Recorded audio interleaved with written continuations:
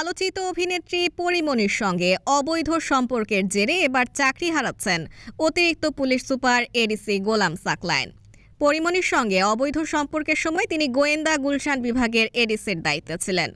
ঘটনার সামনে আসার পরে তাকে পাবলিক অর্ডার ম্যানেজমেন্ট পিওএম বদলি করা হয়। এরপরে তাকে ঝিনাইদহ ইন সার্ভিস ট্রেনিং সেন্টারে অতিরিক্ত পুলিশ সুপার হিসেবে বদলি করা হয়। সূত্র জানিয়েছে, পরীমনি কাণ্ডে বিভাগীয় মামলায় ওই পুলিশ কর্মকর্তাকে বাধ্যতামূলক অবসরে পাঠানোর সিদ্ধান্ত নেওয়া হয়েছে। গত ১৩ জুন স্বরাষ্ট্র মন্ত্রণালয়ের শৃঙ্খলা ২ শাখা থেকে উপসচিব রোকেয়া পারভিন জুই স্বাক্ষরিত এক চিঠিতে গোলাম সাকলায়েনকে গুরুদণ্ড হিসেবে চাকরি থেকে বাধ্যতামূলক অবসর প্রদান পরামর্শের জন্য নির্দেশক্রমে অনুরোধ জানানো হয়েছে। ওই চিঠিতে বলা হয়, বিভিন্ন সময় দিনে ও রাতে নায়িকা পরীমনির বাসায় এডিসি গোলাম সাকলায়েন অবস্থান করেছেন বলে প্রমাণ পাওয়া গেছে। মোবাইলের ফরেনসিক রিপোর্ট দেখে এই প্রমাণ পাওয়া যায়। তাকে গুরুদণ্ড দেওয়ার বিষয়ে মতামত চেয়ে সরকারি কর্ম কমিশনের কাছে চিঠি পাঠানো হয়েছে।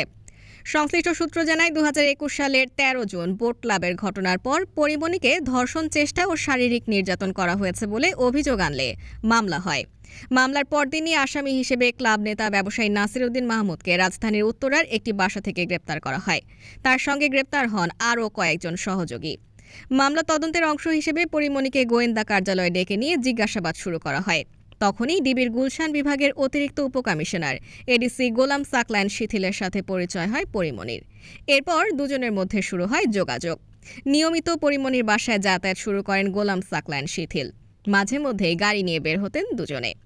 সংশ্লিষ্ট সূত্রের তথ্যানুযায়ী সবশেষ পরীমনি ডিবি কর্মকর্তা গোলাম সাকলায়েন শিথিলের রাজারবাগের মধুমতি ভবনের বাসায় গিয়ে প্রায় ১৮ ঘণ্টা অবস্থান করেন। ২০২১ সালের ৪ আগস্ট রাতে গ্রেপ্তারের পর পরীমনি অকপটে স্বীকার করেন সবকিছু।